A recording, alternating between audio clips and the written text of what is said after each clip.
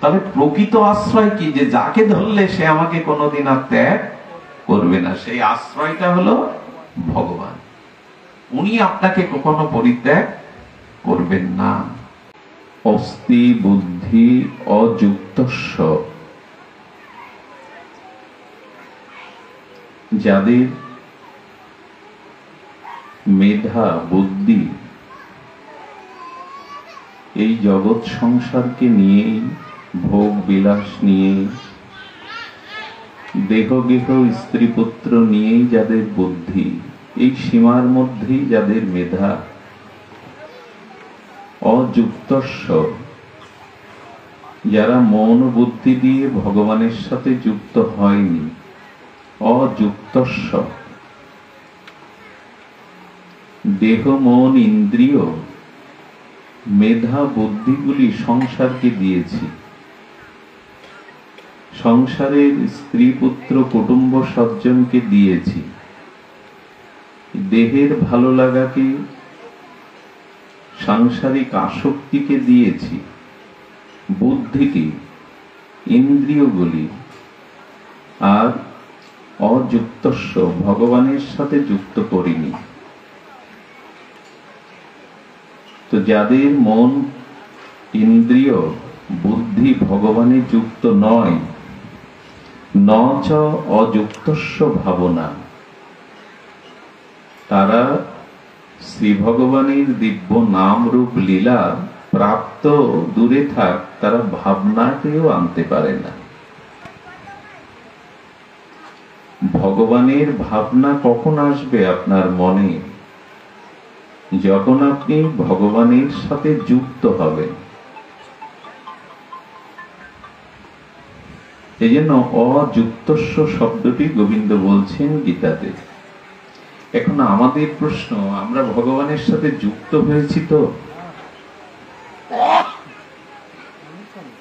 দেহ সংসারকে কথা বলতে, দেহ গেহ সংসার স্ত্রীপুত্র আমার, আমি দেহ আর স্ত্রীপুত্র আমার, এটার সাথে আমাদের সম্বন্ধটা খুব গাঢ় করে অভিনিবেশ করে নিয়েছে। এই জন্য আমার চোখ কান নাক মুখ ইন্দ্রিয় মন সবকিছু এদের মুখী, সংসারমুখী, বিষয়মুখী, সংসারের আসক্তিমুখী। তো যাদের ইন্দ্রিয় সংযত নয়, যাদের মন বুদ্ধি ইন্দ্রিয়গুলি সংসার কেন্দ্রিক, দেহ কেন্দ্রিক, অনিত্য কেন্দ্রিক, ভগবান বলছেন তারা আমার সাথে যুক্ত হতে পারেনি। আর অযুক্ত হওয়ার পরে কি হয়েছে? ভগবান বলছেন চা যুক্তস্য ভাবনা, তারা আমার ভাবনা ভাবতেই পারে না। যে বস্তুর সাথে মনের সংযোগ আছে, ইন্দ্রিয়ের সংযোগ আছে, যে বস্তুর প্রতি আমার আসক্তি বা ভালো লাগা আছে, মন তার কথাই ভাবে। মনের সাথে ইন্দ্রিয়ের সাথে ভালো লাগা আসক্তি যার নাই, তার কথা মন কখনো ভাববে না। এজন্য সংসার ভাবনার জন্য আমাদের চেষ্টা করতে হয় না, কিন্তু ভগবত ভাবনাটা ধ্যানের দ্বারা, চিন্তার দ্বারাও আনতে পারি না। এর কারণ আমি যুক্ত হয়নি। কোন বস্তুর সাথে যুক্ত হওয়া মানে সম্বন্ধ হওয়া। কোন বস্তুর সাথে যখন আপনি সম্বন্ধ করবেন, তখন সেই সম্বন্ধযুক্ত বস্তুর প্রতি আপনার আসক্তি মমতা জন্মাবে। আর মন বা বুদ্ধি যে বস্তুর প্রতি আসক্তি মমতা, তার কথা জোর করে চিন্তা করা লাগবে না, স্বাভাবিক মনের মধ্যে তার ভাবনা আসবে। কথা বলতে নিষেধ করুন। তার কথা মোবাইল গুলো এখানে ব্যবহার করবেন না, খুব বিশেষ প্রয়োজন থাকলে বাইরে থেকে কথা বলবেন। তো অস্তি বুদ্ধি অযুক্তস্য ন চ অযুক্তস্য ভাবনা, এখন প্রসঙ্গটা এলো কি? প্রসঙ্গটা এলো ভগবানের সাথে আমাদের যুক্ত হতে হবে। যুক্ত হওয়া মানে কি বলা হলো? আশ্রয় নেওয়া। ভগবানকে আশ্রয় করা। আশ্রয় না করলে ভগবানের ভাবনা কোনো কালেই কোনো জন্মে আপনার মনে আসবে না। আশ্রয় তত্ত্বটি আমাদের খুবই প্রয়োজন। দেখুন, আমার গলে যে মালাটা শোভিত হচ্ছে, এই ফুলগুলি ফুলের গাছের সাথেই যুক্ত ছিল। আলাদা আলাদা করে পাত্রে ফুল রাখলে তাকে মালা বলা হয় না, হয় কি? কিন্তু যখন ফুলগুলি সুতোর সাথে গ্রথিত করা হয়, সুতোর সাথে যুক্ত করা হয়, তখনই সেই ফুলগুলি হয় মালা। মালার কারণ কিন্তু ফুল না, মালার কারণ ফুলের সাথে সাথে সুতো। সুতোতে না গ্রথিত করলে ফুল মালা হতে পারে না। তেমনি ভগবানের সাথে জীবের যুক্ত হতে হবে। এখানে সেটা বলছে যে নাস্তি বুদ্ধির যুক্তস্য। আমরা ভগবানের সাথে যুক্ত কিনা এই প্রশ্ন নিজের কাছে করতে হবে। আমি বিবাহিত স্ত্রীকে বৈদিক ব্রাহ্মণ মন্ত্র সাক্ষী করে বিয়ে করেছি, তাই তার সাথে আমার একটা সম্বন্ধ হয়েছে, আশ্রয় হয়েছে, আর সেই জন্য তার দায় ভার সুখ দুঃখ আমার উপরে। তার ভাবনা আমাকে ভাবতে হবে। সহধর্মিনী এবং স্বামী সংসার করতে করতে পুত্র কন্যা এলো, সন্তান এলো, সন্তানের সাথে আপনার সম্বন্ধ যুক্ত হলো। এই জন্য সন্তানের প্রতি স্বাভাবিক মমতা, কর্তব্যবোধ, তার প্রতি আপনার ভাবনাটা এলো। ঠিক তেমনি ভগবানের সাথে যতদিন আমাদের যুক্ততা বা সম্বন্ধ না হচ্ছে, ততদিন দায়িত্ব বা সেবা, ভগবানের ভাবনাটা আসবে না। যুক্ত হওয়ার কথা বলা হচ্ছে। ফুল যেমন সুতোতে গ্রথিত হয়ে মালা হল। আচ্ছা, এই যে বস্ত্রখণ্ডটা, এই বস্ত্রখণ্ডটা তৈরি হয়েছে কি দিয়ে? সুতা দিয়ে। যে কোনো বস্ত্র তৈরি হয় সুতা দিয়ে। তার মানে বস্ত্রের কারণ সুতা। সুতাটা যুক্ত না হলে সেগুলি বস্ত্রের রূপ নেবে না। কিন্তু আমাদের দুর্ভাগ্য হলো, আমরা বস্ত্র দেখি, সুতা দেখি না। আমরা মালা দেখি, কিন্তু মালার কারণ সুতো দেখি না। ঠিক তদুপরি এই যে জগৎ সংসার দেখছি, আমরা জগৎ দেখছি, কিন্তু জগদীশ্বর যিনি জগৎ সৃষ্টি করেছেন তাকে দেখছি না। এটা আমাদের অল্প বুদ্ধিতার পরিচয়। সচ্চিদানন্দ রূপায় কারণত্রয় হে তবে। ভগবান এই সমস্ত সৃষ্টি তিনি করেছেন, সৃষ্টির বস্তু দেখছি, স্রষ্টাকে দেখছি না। আচ্ছা, মাটি খুঁড়ে মাটির ঘট পাওয়া যাবে কি?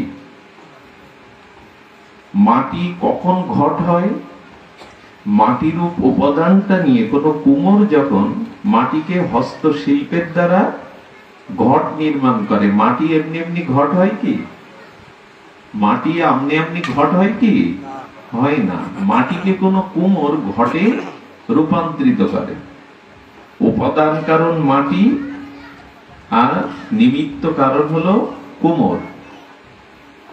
ঠিক তেমনি এই জগৎটা কি আপনা আপনি সৃষ্টি হয়েছে? একটা মাটির ঘট যদি আপনা আপনি না হয়, তার পেছনে কুমোরের কারণ লাগে। এই অনন্ত বিশ্ব ব্রহ্মাণ্ডটা কি এমনি এমনি সৃষ্টি হয়েছে, না এর পেছনে কারো কারণ আছে? মাটি আপনি আপনি ঘট হয় না। সব মাটি খুঁড়ে ঘট পাবেন না, ওটা কুমোরের দ্বারা হবে।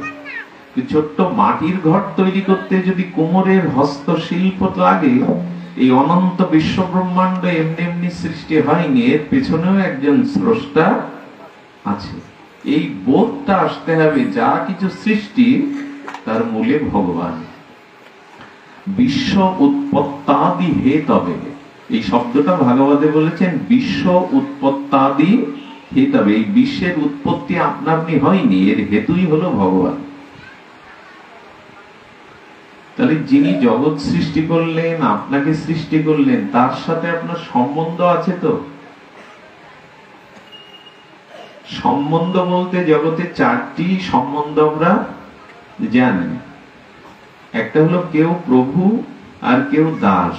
আমি দাস, আমার একজন জাগতিক মালিক আছে, প্রভু আছে, এই একটা সম্বন্ধ।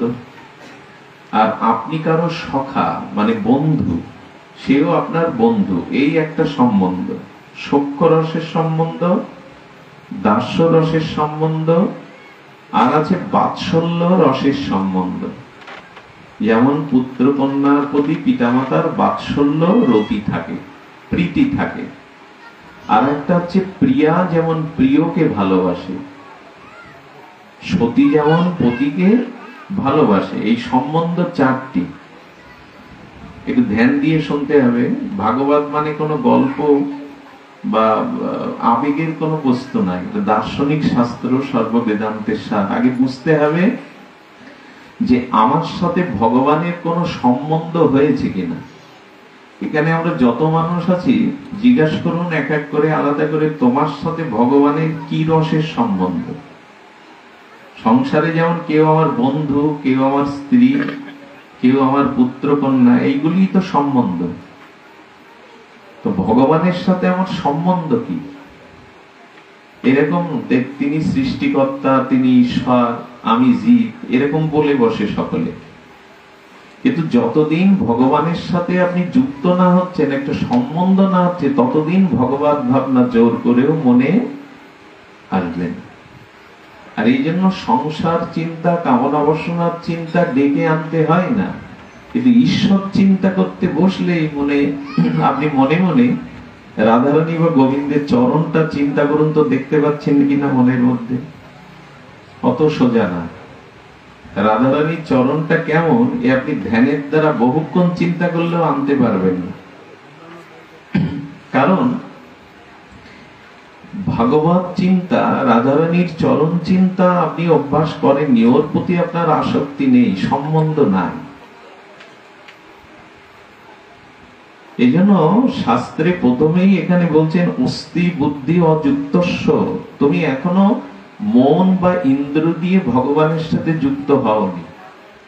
আর বলছেন ন চ অযুক্তস্য ভাবনা। এই জন্য তোমার মনে ভগবানের ভাবনা আসে না, সংসারের ভাবনা আসে, স্ত্রী পুত্রের ভাবনা আসে। তাহলে পরিবর্তনটা কি করতে হবে? ভগবানের সাথে একটা সম্বন্ধ করতে হবে আপনার। এটাই শ্রী গুরুদেব জানিয়ে দেয় যে তোমার সাথে, আচ্ছা যশোদার সাথে গোপালের কি সম্বন্ধ? কথা বলবেন, কি সম্বন্ধ? বাৎসল্য। শ্রীদাম সুদাম মধুমঙ্গলের সাথে কৃষ্ণের কি সম্বন্ধ? সখা, বন্ধুত্ব, এই তো। আর দারুক, দারুকের সাথে গোবিন্দের সম্বন্ধ হলো দাস্য আর প্রভু। দারুক হলো দ্বারকার গোবিন্দের দাস। আর গোপীগণ বা রাধারানীর সাথে গোবিন্দের সম্বন্ধ হলো প্রিয়া প্রীতমের, প্রিয়া এবং প্রিয়। তো এই যে সম্বন্ধ করে তারা গোবিন্দকে ভালোবাসছে, এবং আমার প্রশ্ন হলো, আমাদের জিজ্ঞাসা হলো, আমার সাথে ভগবানের কি সম্বন্ধ? ভগবানকে আমি পুত্র জ্ঞান করি, না প্রভু জ্ঞান করি, না সখা জ্ঞান করি, না প্রিয় জ্ঞান করি, পতি জ্ঞান করি, কোনটা? যতদিন এই সম্বন্ধ আপনার না আসবে, ততদিন ভগবানের ভাবনাটা আপনার মনে দৃঢ়তা আসবে না। ভগবানের সাথে প্রভুত্ব সম্বন্ধ, অর্থাৎ আমি দাস আর তিনি প্রভু, এটা একেবারে নিম্ন স্তরের সাধারণ সম্বন্ধ। কারণ দাসের সাথে প্রভুর সম্বন্ধের দূরত্ব, মর্যাদাটা অনেক বেশি।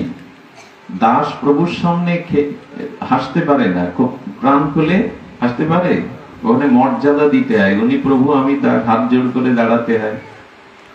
দাসের সাথে একসাথে প্রভু খেতে পারে, খেলতে পারে, হাসি ঠাট্টা করতে পারে।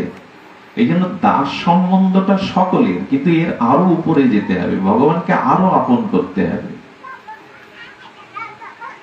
দাস আমরা প্রত্যেকেই ভগবানের, তিনি স্রষ্টা, তিনি ঈশ্বর, আমরা দাস। কিন্তু দাস সম্বন্ধের রসটা অল্প। বাড়ির দাস আর আমার বন্ধুর সম্বন্ধ এক হয়, প্রীতি এক হয়। দাসের সাথে আর বন্ধুত্ব, যিনি আমার বন্ধু, এক হয় না। আমার বিশ্রাম ঘরে, আমার আমার নিজ ঘরে আমি বন্ধুকে বারবার তুলতে পারি, দাসকে ওখানে রাখতে সেই অধিকার দাসের নাই। এই জন্য দাস বটে, কিন্তু আরো উপরে যেতে হবে। আমাদের ভাগবত বলছেন আরো ভেতরে যেতে হবে। ভগবানের সাথে সম্বন্ধটা তোমাকে খুব গাঢ় সম্বন্ধ করতে হবে। এখন অযুক্তস্ব ভাবনা, ভগবত ভাবনা আমাদের আসছে না। এর কারণ ভগবানের সাথে আমাদের কোনো সম্বন্ধযুক্ত আশ্রয় হয়নি।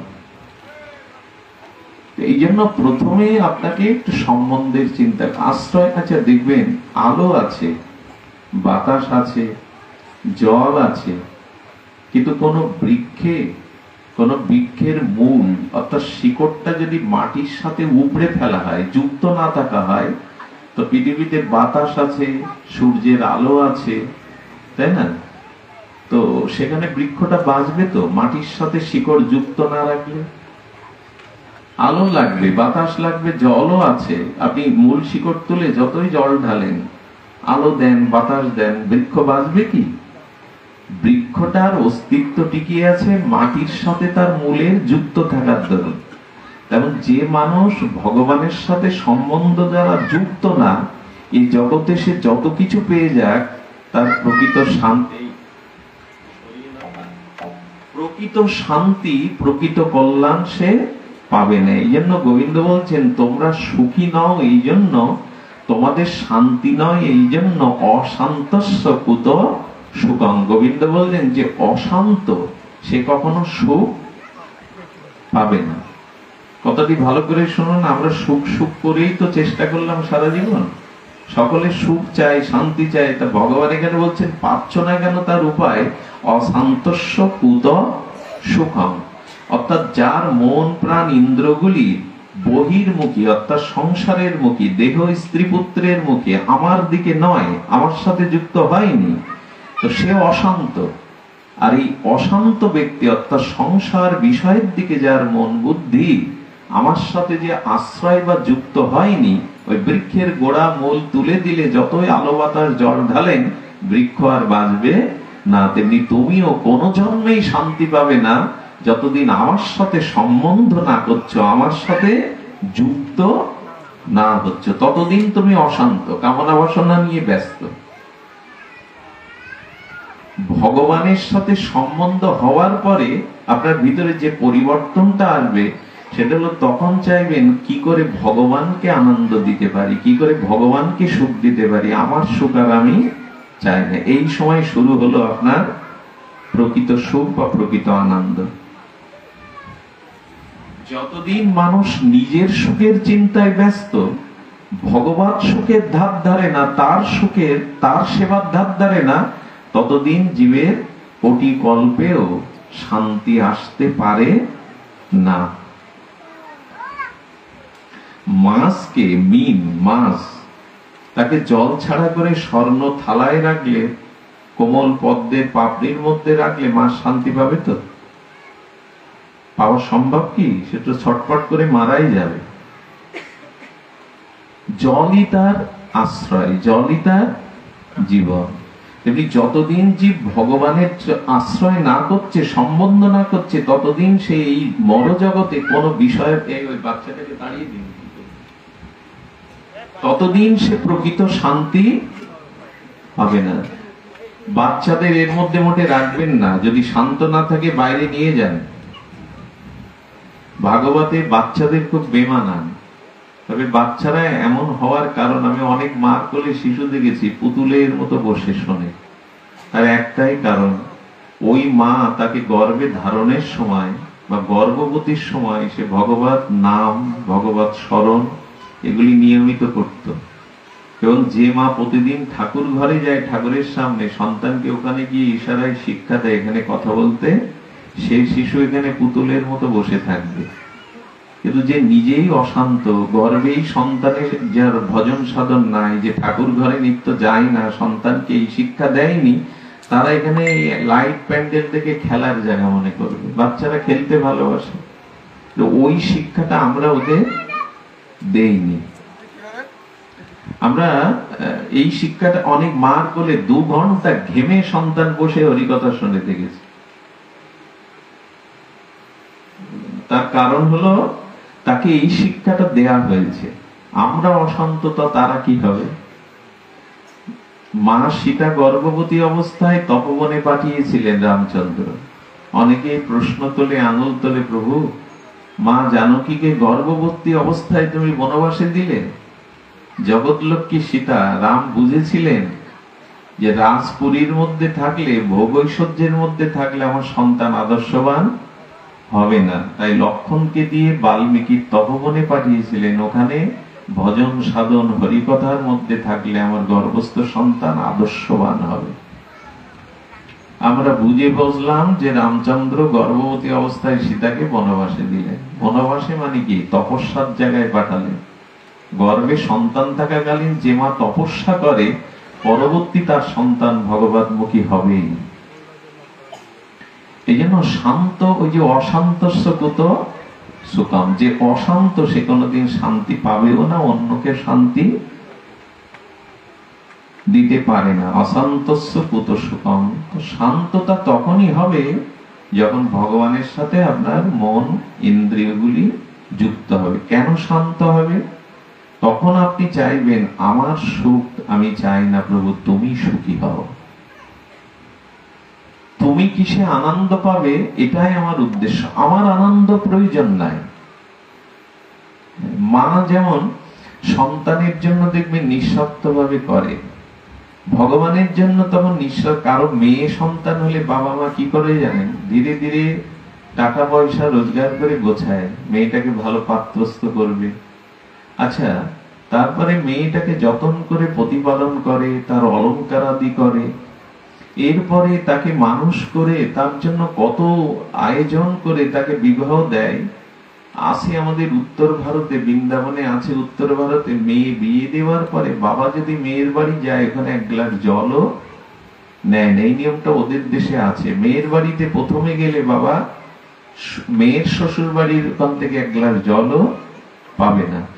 এই যে মেয়েকে প্রতিপালন করলো, বড় করলো, অর্থ সঞ্চয় করলো, সুপাত্রস্থ করে সম্বন্ধ করলো, এতে পিতার কোনো স্বার্থ ছিল? ছিল কি? পিতার কোনো স্বার্থ ছিল? মেয়ে বড় লোকের ঘরে যাবে, আমাকে অর্থ দেবে, আমার দেখাশোনা করবে, এই ভেবে পালন করে বিয়ে দিয়েছে। তা যদি মেয়েকে সুপাত্র করার জন্য বাবা নিজের স্বার্থ না দেখে সব জলাঞ্জলি দিয়ে তার সুখের চিন্তা করে, তেমনি ভগবানের সাথে যখন সম্বন্ধ হবে তখন আপনার সুখের কোনো চিন্তা আপনি চাইবেন না। ভগবান যাতে সুখ পায়, ভগবান যাতে আনন্দ পায়, সেই চেষ্টাই হবে। আর ভগবানকে আনন্দ দেওয়ার নামই হলো ভক্তি। আর ভগবানের কাছ থেকে সুখ আদায় করে নেওয়ার নাম হলো কামনা। এটা সকাম, এটা সকামতা। ভগবানকে সামনে রেখে যখন আমার সুখের বস্তু চাই, তখন ভক্তি আর প্রেম দূরে সরে দাঁড়ায়। যার নিজের সুখের চিন্তা আছে ভগবানকে সামনে রেখে, তার প্রেম ভক্তি কোনোদিনই হবে না, সে কি সকাম। এই জন্য ভালো করে বুঝতে হবে ভগবানের কাছে আমাদের চাওয়ার কি আছে, ভগবানের কাছে আমাদের প্রকৃত ভগবানকে কি দেওয়া আছে, ভগবানকে সুখ দিতে হবে। এই জন্য মহাপ্রভু বলছেন, ন ধনং ন জনং ন সুন্দরীং কবিতাং বা জগদীশ কামায় মম জন্মন জন্মনি তরের অহৈতুকী ভক্তি তহি। মহাপ্রভুর মন্ত্র হলো, আমি ধন চাই না, মান চাই না, সুন্দরী রমণী চাই না, কবিত্ব প্রতিভা চাই না, জন্ম জন্মান্তরে তোমার প্রতি আমার অহৈতুকী ভক্তি হোক। এই জায়গাটা আসতে গেলে একটা সম্বন্ধ করে ভগবানকে ভালোবাসতে হবে আপনার। সেই সম্বন্ধটা যতদিন না হচ্ছে ততদিন এই সংসারের অশান্ত থাকায় আমি শান্তি কোনোদিনই পাবো না। আমরা আস্তিকই হতে পারবো না। ভগবানের সাথে সম্বন্ধ না হলে আমরা নাস্তিকই থেকে যাব। ওই একটু ফুল জল দিতে হয় নিজের কামনা বাসনা পূরণের জন্য, আর ভগবানের কাছে যাই শুধু নিজের চাওয়া পাওয়ার জন্য। এটা একরকম নাস্তিকতা, এটা একরকম ভগবানকে সামনে রেখে নাস্তিকতায়। কারণ ওই যে কন্যার উদাহরণ দিলাম, একটা কন্যার জন্য বাবা নিঃস্বার্থ ভাবে সবকিছু করে, তার কাছে কোনো স্বার্থ চায় না। তো কন্যার প্রতি যদি নিষ্কাম নিঃস্বার্থ ভালোবাসা থাকে, তো ভগবানের সাথে সম্বন্ধ হলেও সেই সম্বন্ধই প্রেম ভক্তি রূপ নেয়, যেখানে চাওয়া পাওয়া নেই, তুমি সুখী হও। তো ভগবানকে সুখ দেওয়ার চেষ্টা আমাদের আছে তো, না নিজের সুখ পাওয়ার চেষ্টা আছে? এইটা নিজের কাছে জিজ্ঞাসা করতে হবে। এখানে এমন কেউ নেই যার ঘরে নিতাই গৌর নেই, রাধা মাধব নেই, এক কোণে পড়ে থাকলেও আছে। এখন প্রশ্ন হলো, যাদের বাড়িতে বিদ্যুৎ গেছে, সৌর বিদ্যুৎ গেছে, এই গরমের তাপদাহে তারা একটা পাখার ব্যবস্থা করেছেন না নিজেদের জন্য, বাতাস লাগার ব্যবস্থা? ঠাকুরের জন্য কোনো পাখার ব্যবস্থা আছে তো ওখানে? আপনার বাড়ি যদি একটা বাচ্চা থাকে, নবজাতক সন্তান জন্ম নেয়, তো তার বাতাসের ব্যবস্থা এই গরমে করেন না? করেন কি না? তা আপনার ঘরে যে নিতাই গৌর আছে, তাকে কি কাঠ পাথর মনে করেন? যদি মনে করেন, তাহলে ভগবানের সাথে আপনার সম্বন্ধ হয়নি। ওটা রাখতে হয়, পূর্বপুরুষ রেখে গেছে, তাই রেখেছেন, সম্বন্ধ হয়নি। পুত্রের সাথে সম্বন্ধ বলে, স্ত্রীর সাথে সম্বন্ধ বলে, কন্যার সাথে সম্বন্ধ বলে আপনি গরমে 2-4টে ফ্যান কিনেছেন বাড়িতে, সৌর বিদ্যুৎ লাগিয়েছেন, এই তাপে তো তাদের দেহ সুখ চাই, ভগবানের ওখানে ব্যবস্থা নাই। এটা কি ভগবানের সাথে সম্বন্ধ বলে? বলে না। আমরা করি তাই। শীতের সময় আপনি শীতের বস্ত্র পরেন, ভগবানকে পরান।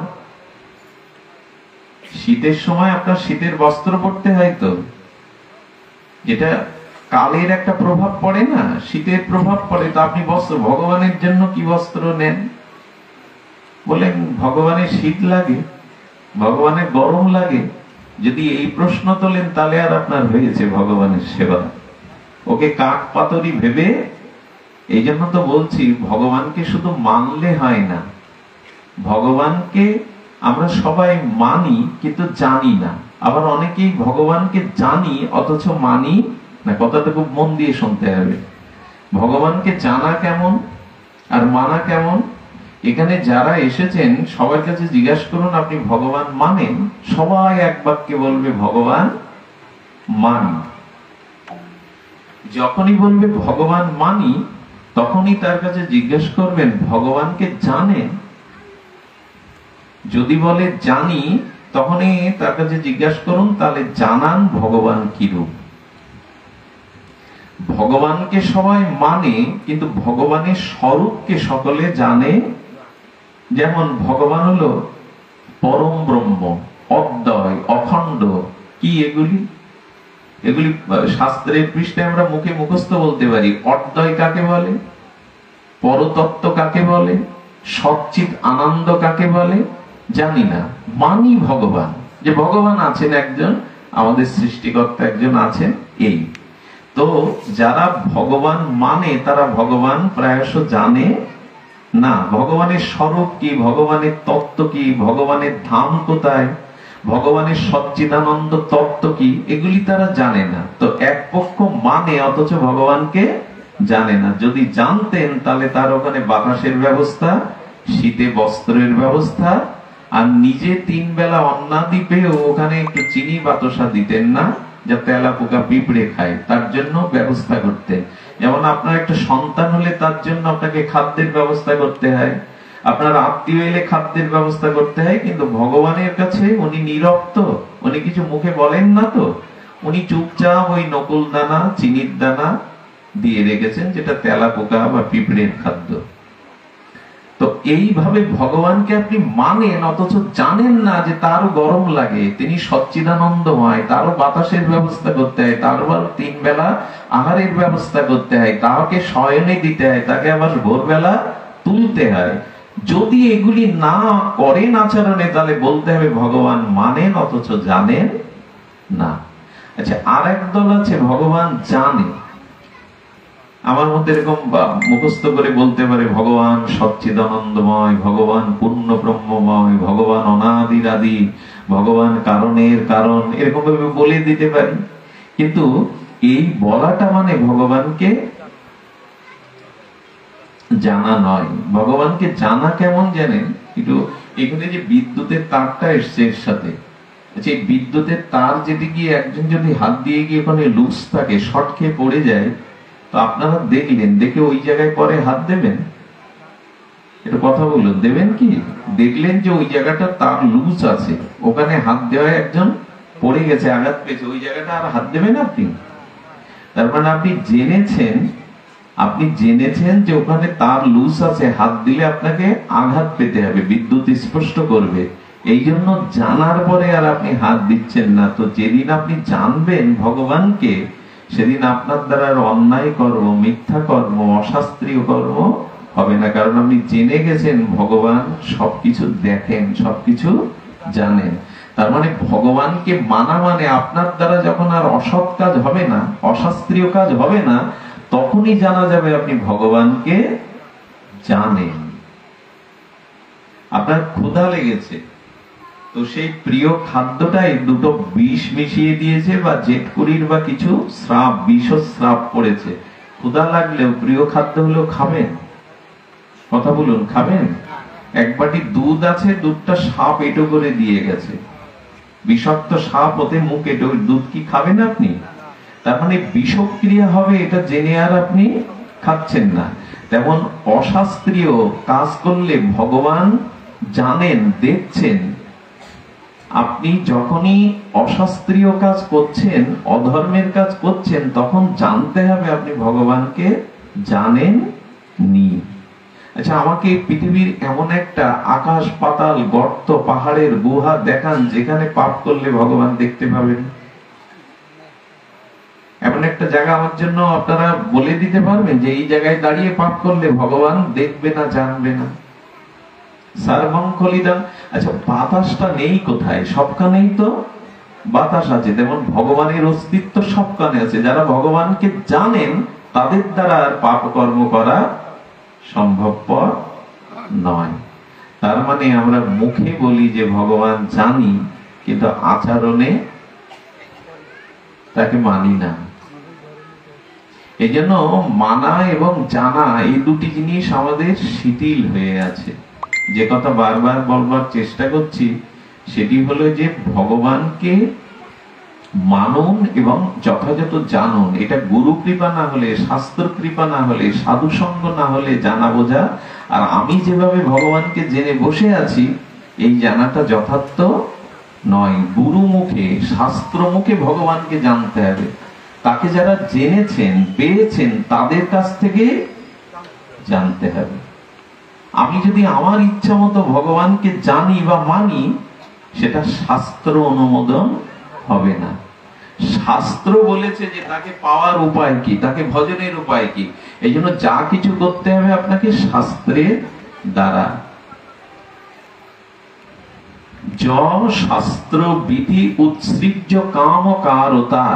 ভালো করে শুনুন, যারা শাস্ত্রবিধি না মেনে, না জেনে আর কামনা বাসনা নিজের ইচ্ছা মতো কিছু করে, বলছেন ন সুখম না পরম গতি, তারা জগতে সুখও পায় না, তাদের কোনো গতিও হবে না। ভগবান নিজে গীতাতে বলছেন, শাস্ত্রবিধি উৎসৃজ্য কাম করতা ন বাপনোন্নতি ন সুখম না পরম গতি।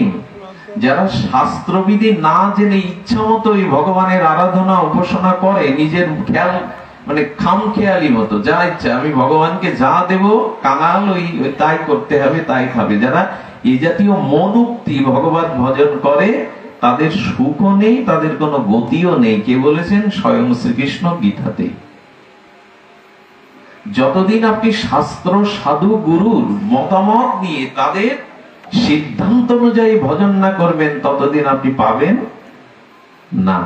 কিন্তু মানুষের সব থেকে বড় অভাব হলো সে সাধু সঙ্গ করতে চায় না, শাস্ত্রকে জানতে চায় না।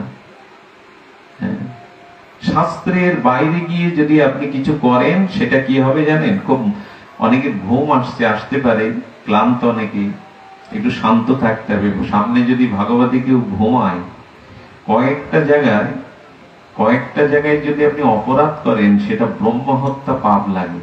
একটু মন দিয়ে শুনুন কথাটা, তারপরে ঘুমান, তারপরে অলস হন। 4টি জায়গায় ত্রুটি হলে ব্রহ্ম হত্যা পাপ লাগে। সেটা কোথায় কোথায়?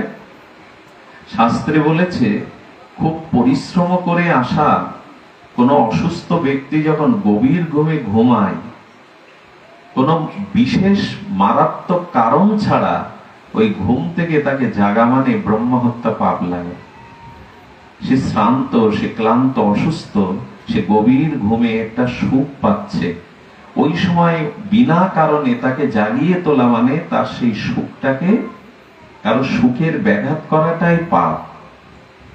বিশেষ যদি কোনো মারাত্মক প্রয়োজন হয়ে দাঁড়ায় তখন ডাকুন, না হলে প্রয়োজনকে গভীর ঘুমের মধ্যে বেদ বলছে। দ্বিতীয়, হরি কথাতে এসে যাদের আন কথা, সাংসারিক কথা, নিদ্রা, এসব কথা দ্বারা ভাগবত বিঘ্ন হয়, যেখানে ভাগবত কথা, ভাগবত রসের যারা বিঘ্ন সৃষ্টি করে তাদের স্পর্শ করে ব্রহ্মহত্যা পাপ। তৃতীয় পাপ ব্রহ্মহত্যা, স্বামী স্ত্রীর জীবনের মধ্যে যারা ভাঙন ধরায়, তৃতীয় ব্যক্তি এসে যারা স্বামী স্ত্রীর দাম্পত্য জীবনের মধ্যে অভিশাপ বা ভাঙন ধরায়, তার ব্রহ্মহত্যা পাপ লাগে। চতুর্থটা হলো মায়ের কোল থেকে শিশুকে যারা বিচ্ছিন্ন করে দেয়, তাদের গায়ে ব্রহ্মহত্যা পাপ লাগে। এই জন্য ভাগবতে আসলে শুধু কল্যাণ হয় না, এখানে এলে অকল্যাণ, অপরাধ হয়। যদি অসতর্ক হয়ে পড়েন, যদি নিদ্রাভিভূত হয়ে পড়েন, এই জন্য সাবধানে শুনিবে মহন্ত বচন। হরি কথা যখন শুনবে তখন সতর্ক হয়ে শুনবে। আর ভগবানের কথার প্রতি যার প্রেম ভক্তি আছে সে সাবধান হয়ে, যেখানে প্রেম আছে না, ভালোবাসা আছে, ওখানে মানুষ সতর্ক হয়ে যায়। এই জগতের কোনো নারী পুরুষের ভালোবাসা থাকলে কি করে, সব সময় দেখবেন সতর্ক থাকে। কেউ দেখেনি তো, কেউ আমাদের কথা শোনেনি তো। অর্থাৎ যেখানে প্রেম আছে ওখানে সতর্কতা থাকে, যেখানে প্রেম ভক্তি নেই ওখানে শিথিলতা থাকে। এই জন্য কয়েকটি জায়গায় মানুষকে খুব সতর্ক হতে বলা হয়েছে। আচ্ছা, হরি কথাতে আমাদের রুচি না হওয়ার কারণ কি? না হওয়ার কারণ হলো, বলছেন আমাদের চৈতন্য চরিতামৃতর প্রকার বলছেন যে যদি বহুবিধ অপরাধ আদি আমার চিত্তে থাকে, এহেন কৃষ্ণ কথায় বা নামে প্রেম না হয় অঙ্কুর, জানিও দেহে আছে অপরাধ প্রচুর। তার মানে বহুকাল, বহু জন্ম আমি সাধু সঙ্গ বা হরির প্রতি আমার প্রীতি নাই। আচ্ছা, এখন যদি এসি বাসে করে ঢাক ঢোল ব্যান্ড মাইক বাজাতে বাজাতে আপনাদের বরযাত্রী নিয়ে যাওয়া যায়, ঘুম আসবে? অলসতা আসবে কি? তার মানে ওইগুলো আমাদের অভ্যাস আছে, ওইগুলিতে আমাদের একটা, এই জন্য যাত্রা শুনতে গিয়ে মানুষ প্রায়শ ঘুমোয় না। কিন্তু ভাগবতে এলে দেখবেন আর পাচ্ছে না, মাজা পাচ্ছে না, মুখ দেখে মনে হচ্ছে সে ক্লান্ত। তার মানে এই জিনিসটা তার বহু জন্মের অভ্যাস নাই। এই জন্য বহু বহু পুরাতন জন্মের ভগবানের অরুচির কারণে হরিকথাতে রুচি হয় না। এই জন্য হরিকথাতে আসতে গেলে সতর্ক হয়ে আসতে হবে যে আমি ভাগবত শুনতে এসেছি, আর ভাগবত শ্রবণেই আমার প্রকৃত কল্যাণ, মঙ্গল বা প্রেম ভক্তি হয়। এই জন্য এই চারটে জায়গায় একটু সতর্ক থাকবেন। হরিকথাতে ঘুমন্ত মানুষকে জাগানোর বেলায়, স্বামী স্ত্রীর মধ্যে বিভেদ না ধরানো, আর মার কোল থেকে সন্তানকে বিচ্ছিন্ন না করা, এই চারটি জায়গায় ব্রহ্মহত্যা পাপ লেগে যাবে যারা কারণ হয়ে দাঁড়ায়। যেন হরিকথাতে সতর্ক থাকতে হবে। তো আমরা যেটি আস্বাদন করছিলাম যে ভগবানের সাথে সম্বন্ধ কথা দিয়েই আমাদের পাঠ শুরু হয়েছিল। তো এই সম্বন্ধটা আপনাকে শ্রী গুরুদেব দীক্ষার পরে আপনাকে সম্বন্ধ করিয়ে দেবেন যে ভগবানের সাথে আপনার সম্বন্ধটা কি। সম্বন্ধ করিয়া ভজে তারে কৃষ্ণ নাহি ত্যাজে, আর সব মরে অকারণ। শুধু আসে, মরে, জন্মায়, মরে অকারণ। সম্বন্ধ না করা পর্যন্ত তার ভজন হবে না। আগে তো কারো প্রতি সম্বন্ধ চাই, প্রীতি চাই। আচ্ছা, সম্বন্ধ না করলে কি হয় দেখুন, 2 মণ 3 মণ কাঠের গুঁড়িগুলো নদীতে ভাসে কিনা? 2-3 মণ কাঠের গুঁড়ি নদীতে ভাসে, কিন্তু 10 গ্রাম লোহা ওটা দিলে ভাসবে তো পুকুরে বা নদীতে? ওজনের বেলায় তো ওটা 3 মণ 4 মণ, আর লোহাটা 10 গ্রাম, ভাসছে না কেন? জল বলছে দেখো লোহার সাথে আমার কোনো সম্বন্ধ নেই, কিন্তু গাছের সাথে আমার সম্বন্ধটা ও জন্মের থেকে হয়েছে, গাছে জল দিতে হয়েছে, তারপরে অঙ্কুর হয়েছে, ও বেড়েছে, এই জন্য ওর সাথে আমার সম্বন্ধটা পূর্বেই হয়েছে, এই জন্য ওকে আমি ভাসাবো, ওকে আমি ডুবাবো, কিন্তু লোহার সাথে তো আমার কোনো সম্বন্ধ নেই, এই জন্য আমি ওকে ডুবাবো। এই সংসারে ভগবানের সাথে যার সম্বন্ধ নেই, সেই জন্ম মৃত্যু চক্রে ওই ভাসবে আর ডুববেই তো রীতি, উদ্ধার নেই। যেন আশ্রয় করিয়া ভজে তারে কৃষ্ণ নাহি ত্যাগে। তাকে কৃষ্ণ কখনো ত্যাগ, একটা বিড়াল কুকুর বাড়ি পোষলে, আশ্রয় নিলে আপনি তার ভরণ পোষণের দায়িত্ব নেন। তো ভগবান বলছে যে আমার আশ্রয় নিয়েছে আমি তাকে কোনোদিন ত্যাগ করি না। শুধু মুখে মুখে বললে হবে না যে আমি তোমার, তুমি আমার। সন্তান এলে যেমন তুমি দায়িত্ব নিয়ে প্রতিপালন করো, বিবাহ করলে যেমন স্ত্রীর প্রতি তোমার দায়িত্ব প্রতিপালন আছে, তেমন ভগবানকে ঘরে রাখা, সেবা করা, তার সাথে সম্বন্ধের দায়িত্বটা তোমাকে পালন করতে হবে। আর এটা যেন নকল না হয়। আচ্ছা, জাল টাকা নিয়ে বাজারে টিভি, ফ্রিজ, ঘরের আসবাবপত্র কিনতে পারবেন? কোথাও না কোথাও তো ধরা খাবেন, খাবেন না? সবাইকে আর বোকা? আপনি যদি মনে করেন ঘর সাজাবো বলে 1 লাখ জাল টাকা নিয়ে এসেছেন বাজারে, তো বাজার করে ফিরতে পারবেন? ওইখানে আসল টাকা নিতে হবে, তবে ঘরে সরঞ্জাম আসবে। গোবিন্দ বললেন এই ভব সংসারে তেমনি তুমি কপট বা নকল করে কিছু পাবে না। কপটতা করে, নকল করে তুমি কিছু পাবে না। এখানে তোমার কপটতার দ্বারা হবে না, চালাকির দ্বারা হবে না। চালাকি আমরা খুব ভালো বুঝি। ওই বললাম শীতে ভগবানের বস্ত্র নাই, আমার আছে, গরমে আমার ফ্যান আছে, ভগবানের কোনো ব্যবস্থা নাই। ভগবানকে আমি শয়নেও দেই না, জাগাইও না, ওই একটু চিনি নকল দানা দিয়েছে, অথচ 3 বেলা আমি গান্ডে গন্ডে আহার করি। এর নাম ভগবানের সম্বন্ধ নয়। দেখুন একটা কথা বলি, ভগবানকে আপনি আপনার পরিবারের একজন করে নেন, ওটাই ভগবান চাইছে।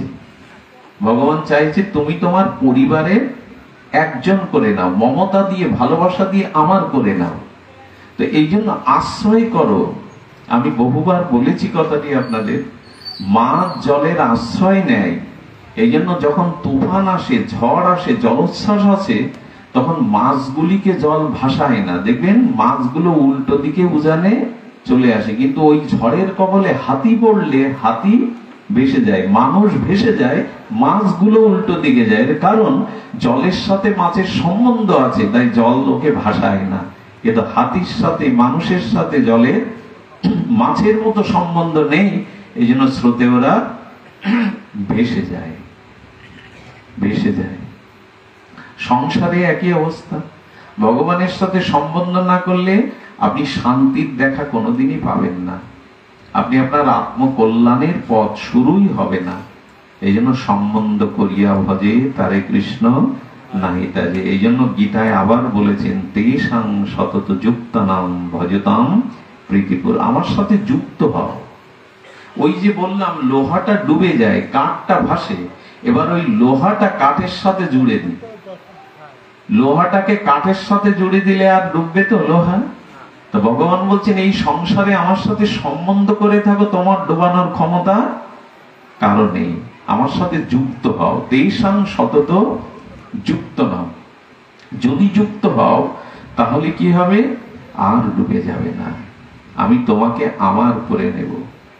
আর দেখুন ভগবান ছাড়া আমার আলাদা অস্তিত্ব নেই। এই যে বাল্বটা জ্বলছে, এখানে বাল্বও আছে, সুইচও আছে, তারও আছে। যদি বিদ্যুৎ চলে যায় আলো দিতে পারবে?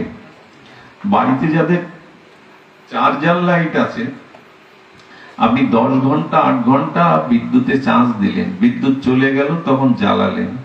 এই চার্জার লাইট যদি অভিমান করে বলে সব আমার আলো, আমি আলো দিচ্ছি। যার বাড়িতে বিদ্যুৎ নাই, চার্জার লাইট থাকা না থাকা সমান কিনা? সমান কিনা? তুমি বিদ্যুতের কাছ থেকে আলোটা ধার পেয়েছো, তাই দিচ্ছ। তোমার অভিমান করা মানায় না যে আলো আমি দিচ্ছি। বিদ্যুতের কাছ থেকে তোমার চার্জ হয়েছে, তেমনি এই জগতে তুমি যা পাচ্ছ তোমার বলে যা তুমি দাবি করছো, ওটা ভগবানেরই দান, এটা তোমার নয়, তোমার অভিমান সাজে না।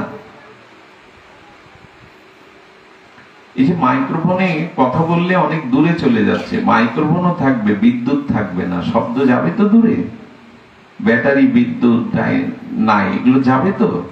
তার মানে ক্রিয়াটা করছে না, জড়, বিদ্যুৎটাই হলো শক্তি চালিত করছে। তেমনি আমার এই দেহের মধ্যে, সংসারের মধ্যে স্ত্রী পুত্র বন্ধু বান্ধব নিয়ে মেতে আছি কেন? আত্মাটা আছে তাই। আত্মা চলে গেলে আর কারোর সাথে সম্বন্ধ কেউ আর আমাকে রাখবেও না।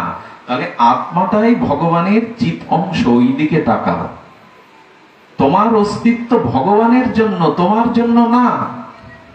এই আলোটা জ্বলছে বিদ্যুতের জন্য, বাল্বের জন্য, তারের জন্য, সুইচের জন্য না। ওটা আছে, তবে বিদ্যুৎ লাগবে, না হলে আধার দূর করতে। তেমনি ভগবান তোমার মধ্যে আত্মারূপে আছে, তাই সংসার আছে, স্ত্রী পুত্র আছে, সম্বন্ধ আছে, না হলে মরা ব্যক্তিকে কেউ আর রাখবে না, কারোর সাথে সম্বন্ধ থাকবে না। তাহলে ভগবানের সাথে যুক্ত হওয়া উচিত কিনা, সম্বন্ধ করাটা উচিত কিনা? তো উচিত তো আমরা মুখে বলি, কিন্তু সম্বন্ধটা আমাদের হলো কই? তো এই জন্য সম্বন্ধ করিয়া ভজে তারে কৃষ্ণ নাহি ত্যাজে, আর সব মরে অকারণ। শাস্ত্র এই জন্য বলছে, দেখো সম্বন্ধ কিন্তু যাত্রার সাথে করলে তুমি পারবে না।